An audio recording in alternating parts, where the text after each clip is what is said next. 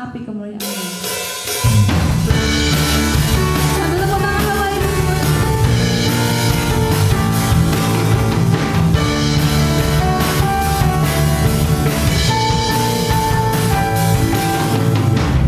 Dengarkanlah suara nafas memanggil semua umat api kemuliaan-Nya bergurau dari surga. Beritakan pada dunia bahwa Yesus Raja Raja. Ampuni Bapa, ampuni segala dosa dan kesalahan kami, sehingga kami layak menyebut-Mu Bapa. Di dalam Yesus kami telah berdoa. Haleluya. Amin. Silakan duduk.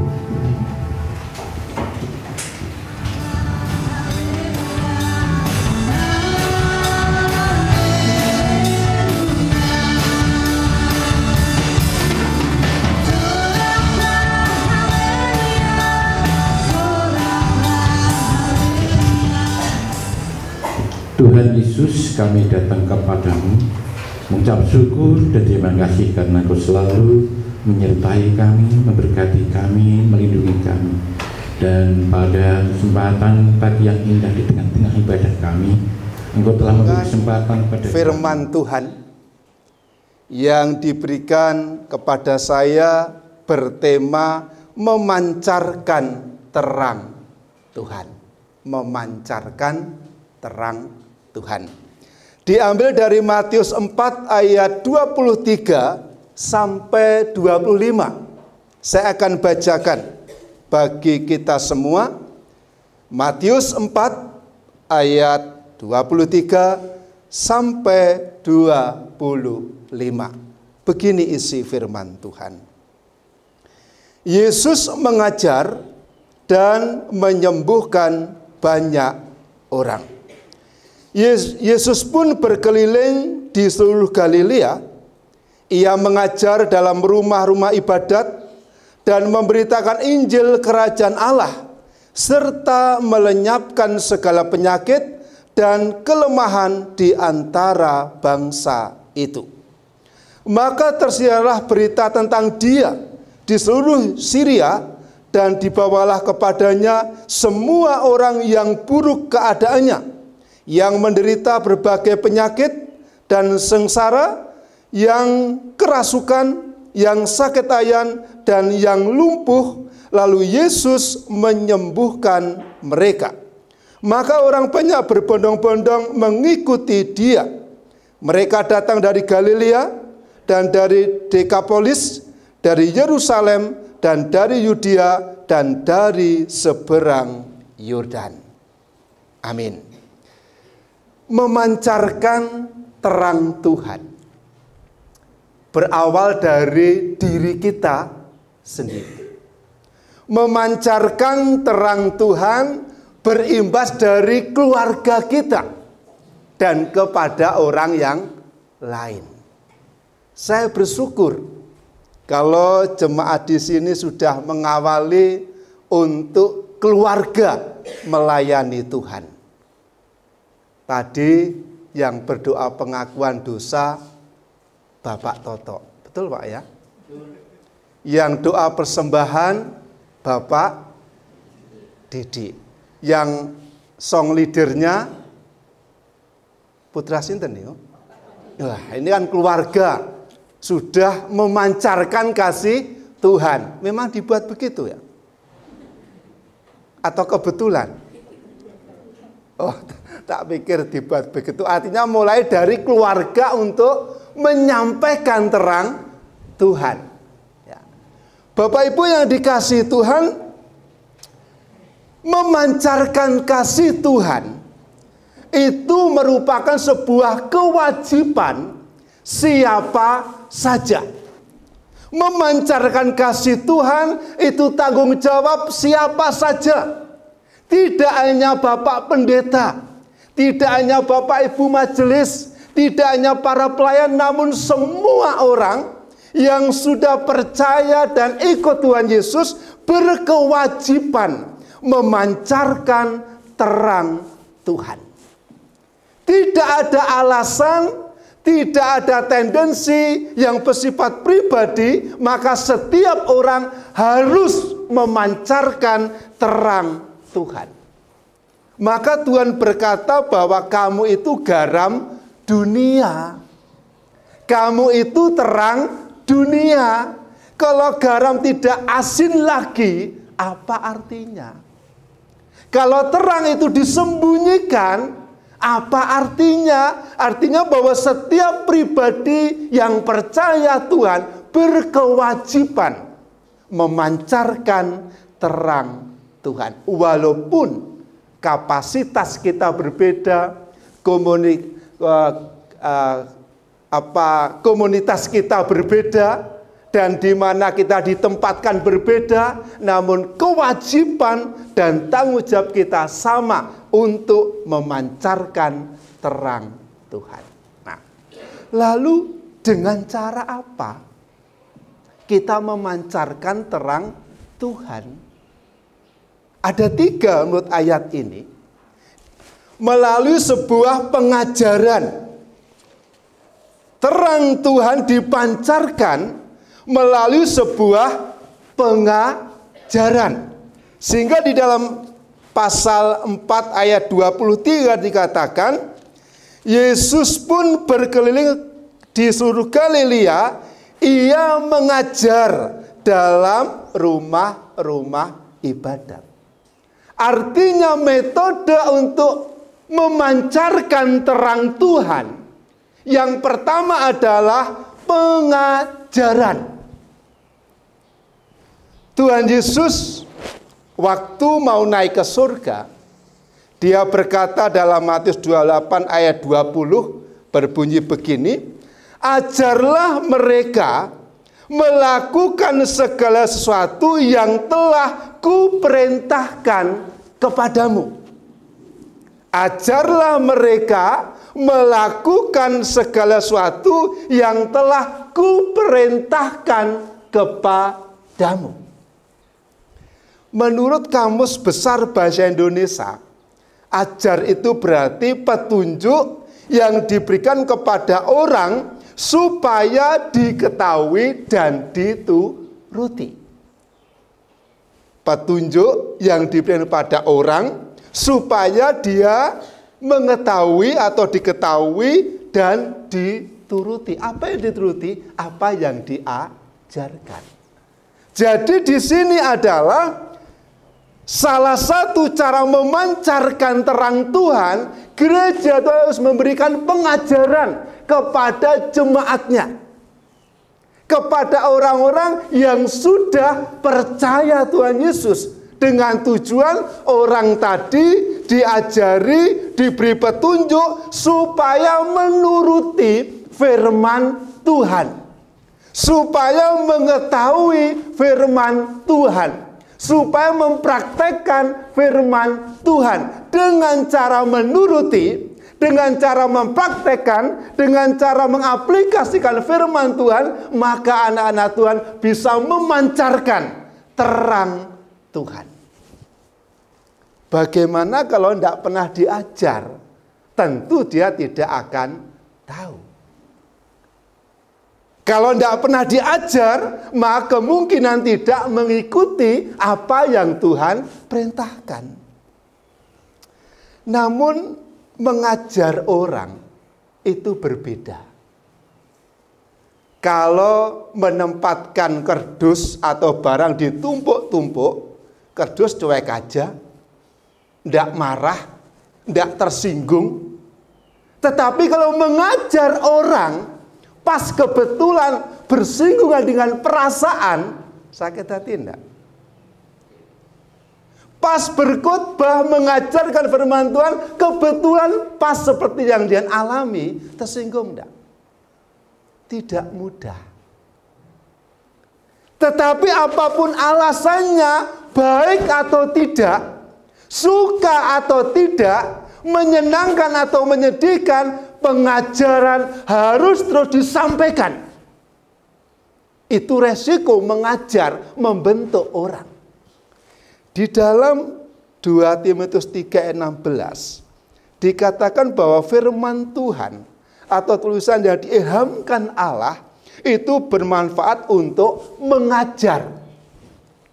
Untuk mengajar.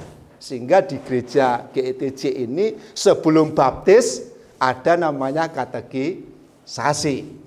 Mau menikah ada namanya katekisasi. Ada orang kena disiplin gereja, ada pembinaan. Supaya apa? Tahu bahwa ini salah, ini tidak sesuai. Dan firman Tuhan itu bermanfaat untuk mengajar, memberitahu, memberikan pencerahan, memberikan kekuatan, memberikan penghiburan. Supaya anak-anak Tuhan mampu memancarkan terang Tuhan. Tidak hanya bermanfaat untuk mengajar, namun berikutnya juga bermanfaat untuk menyatakan kesalahan. Wah, ini yang tidak mudah. Tidak semua orang bisa berjiwa besar. Tidak semua orang mengakui, ya aku salah, walaupun sudah jelas salah. Tapi pada umumnya orang yang salah justru mencari kambing yang berwarna putih. Lihat hitam, putih ya.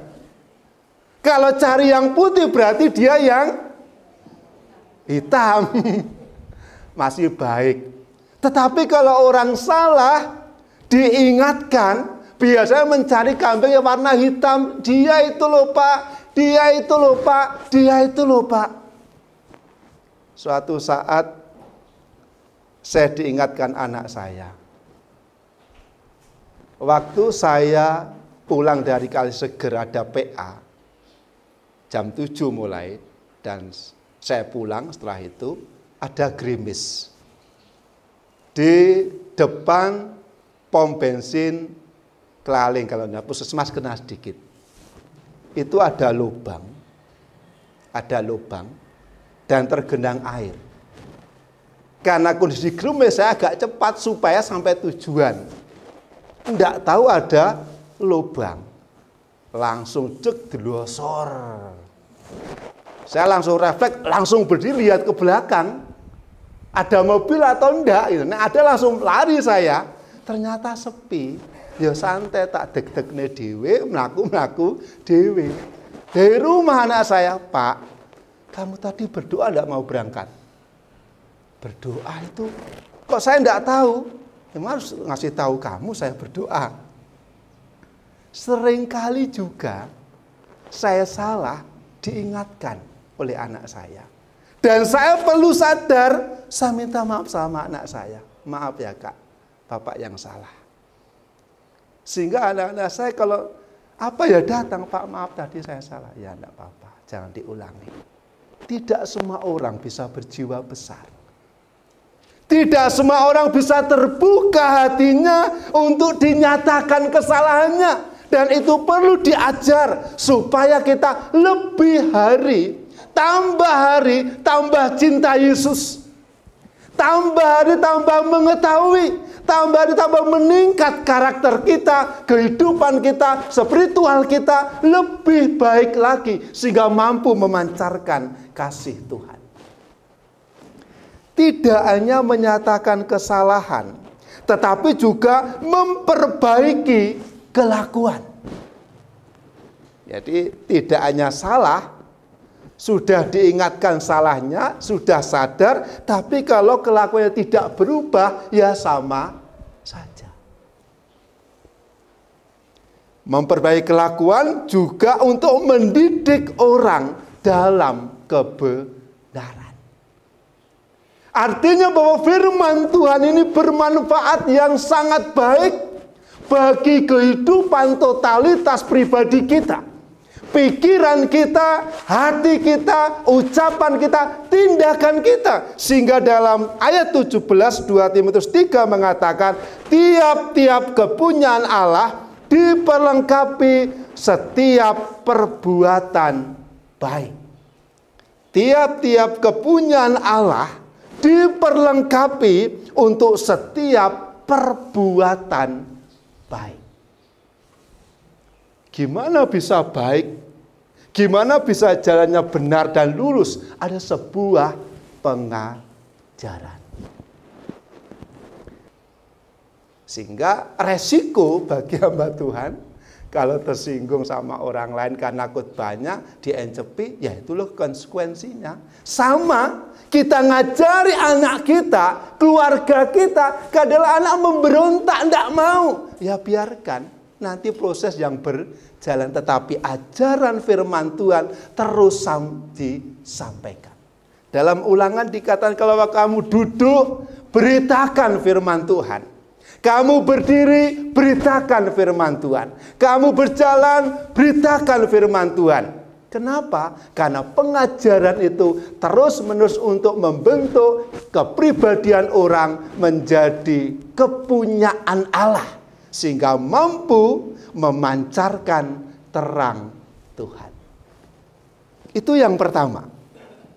Memancarkan terang Tuhan dengan cara pengajaran. Yang kedua, memancarkan terang Tuhan dengan penginjilan. Berbeda.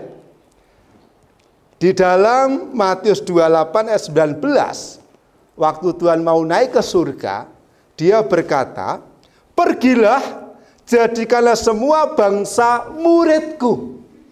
Ya, pergilah, jadikanlah semua bangsa muridku.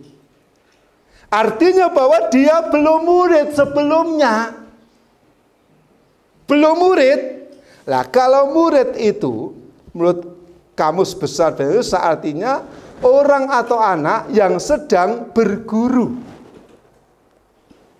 Orang atau anak yang sedang berguru atau belajar. Nah, orang-orang yang belum belajar, Tuhan berkata, "Pergi, jadikan semua bangsa muridku," supaya mau belajar. Dan kita ini sudah belajar, berbeda. Kita sudah belajar, orang lain yang belum belajar. Makanya Tuhan berkata, "Pergilah, jadikan semua bangsa muridku." Supaya apa? Supaya diajar. Karena dengan Injil itulah orang yang bisa menerima Injil akan masuk pada sebuah tahap berikutnya, yaitu pengajaran. Seringkali orang salah mengartikan Injil. Kalau ada orang membantu orang sosial, seringkali itu juga dianggap Injil. Berbeda. Kemarin waktu banjir, ke Selatan, ke Ngelu, ke Dorang, ke tempat lain juga, bentuk empati sosial. Tapi sosial itu bukan Injil. Beras yang kita berikan itu bukan Injil. Hanya bentuk empati sosial kita kepada sesama, entah seiman atau orang yang lain. Tetapi Injil adalah memberikan kekuatan yang di dalamnya ada sebuah keselamatan. Di dalam 1 Korintus 15 ayat 2 dikatakan, oleh Injil itu kamu diselamatkan asal kamu teguh berpegang kepadanya. Oleh Injil itu kamu diselamatkan asal kamu teguh berpegang padanya. Artinya di dalam Injil itu ada jaminan keselamatan. Di dalam Injil itu ada sebuah kepastian keselamatan. Sehingga itu perlu dikabarkan supaya orang mengerti tentang Injil. Mendengar tentang Injil. Memahami tentang Injil. Dan bisa menerima. Kalau toh tidak, itu hak setiap orang. Kalau orang membutuhkan keselamatan, pasti dia akan mau percaya Tuhan Yesus. Kalau orang itu menyadari tidak mampu memberikan, menjamin keselamatan dirinya, pasti membutuhkan mencari Tuhan Yesus. Injil yang sebenarnya dalam 1 Korintus 15 ayat 3 itu sampai 6, Injil itu adalah Kristus telah mati karena dosa kita. Itu kabar pertama. Kristus telah mati karena dosa kita. Yang kedua, ia telah dikuburkan dan telah dibangkitkan. Itu yang kedua. Yang ketiga, ia telah menampakkan diri atau bangkit, membuktikan Yesus hidup. Saat kita memberitakan Injil penginjilan, perlu jelas bahwa orang membutuhkan Tuhan Yesus supaya dosanya diampuni, supaya kepastian keselamatan diberikan, dan dia punya harapan untuk masa depannya, kepastian ke surga hanya di dalam Yesus Kristus. Dan itulah yang perlu diberitakan oleh Tuhan Yesus, diberitakan setiap anak-anak Tuhan. Dengan demikian, maka setiap pribadi yang menerima Yesus supaya memancarkan terang Tuhan. Suatu saat waktu saya masih di Madiun, waktu remaja, saya berjalan di tetangga saya kanan kiri. Ada suara hati nurani saya supaya disuruh masuk ke sebuah rumah, yaitu tetangga dekat saya. 3-4 rumah dari rumah saya suruh masuk. Saya beri, loh ngopo toh ati kok pengen mlebu rono ki enek apa? Pertama saya tidak mau, tetapi hati saya itu kayak ada suara masuk ning kono, mlebu ning omah kono. Saya masuk ke situ.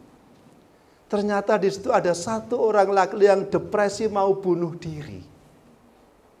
Karena dia punya penyakit yang tidak tahu bagaimana solusinya dan ekonominya begitu belum mapan, sehingga kalau rumah sakit juga biaya banyak, dia depresi mau bunuh diri.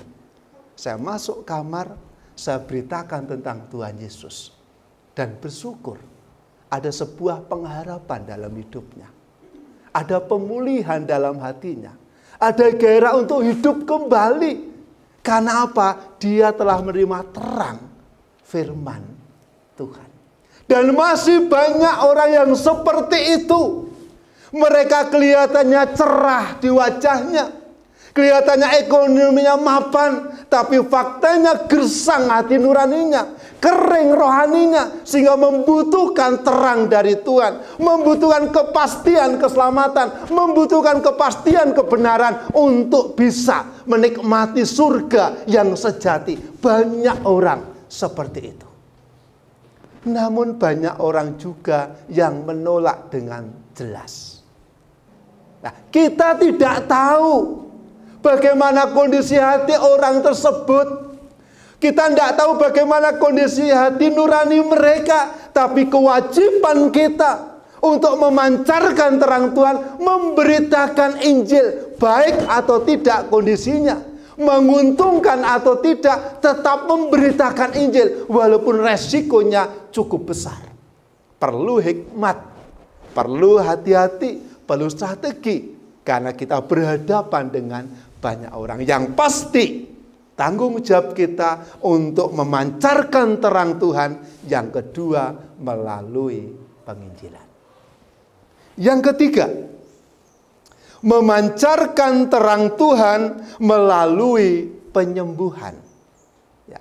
P pertama pengajaran, P kedua penginjilan, P ketiga penyembuhan. Di dalam Matius 16 ayat 17 sampai 18 dikatakan bahwa tanda-tanda ini akan menyertai orang percaya, yaitu mengusir setan, berbahasa baru, meletakkan tangan atas orang sakit sembuh, dan masih banyak lagi. Itu janji Tuhan bahwa tanda-tanda itu akan menyertai orang percaya. Artinya Tuhan memberikan sebuah kapasitas yang lebih besar dari dunia ini. Artinya Allah memberikan kekuatan kuasa yang melampaui dunia ini. Namun ayat lain juga mengatakan dalam 1 Korintus 12 ayat 4 sampai 11, di situ banyak karunia.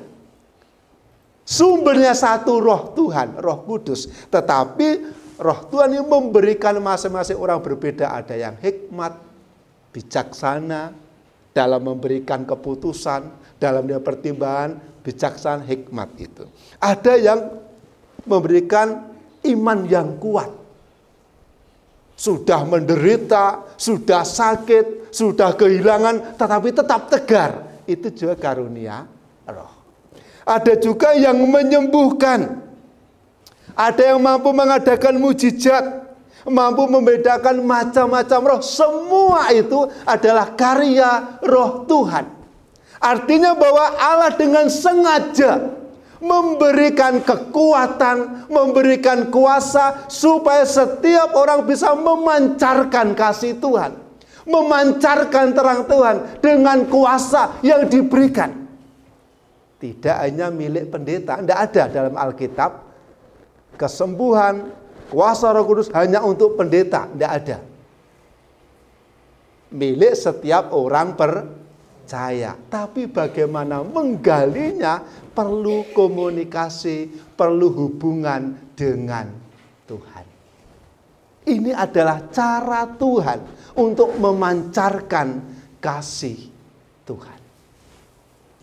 Mari kita renungkan hidup kita. Mari kita pancarkan terang Tuhan dengan 3 cara: pengajaran, penginjilan, dan penyembuhan. Kalau mungkin kita saat ini masih butuh diajar, belajar introspeksi diri kita. Belajar membentuk karakter kita. Belajar memenuhi diri kita sefirman Tuhan. Kalau kita belum ada kepastian keselamatan, belajar meyakini Injil Tuhan. Kalau kita belum merasakan kasih mujizat kuasa Tuhan, belajar untuk minta sama Tuhan. Supaya saat kita mendapat pengajaran, mendapat informasi penginjilan tentang Yesus, kita yakin, kita disembuhkan, mampu memancarkan terang Tuhan. Ajarlah diri kita, injili diri kita, dan sembuhkan diri kita, supaya kita mampu memancarkan terang Tuhan. Amin. Kita berdoa. Bapa Surgawi,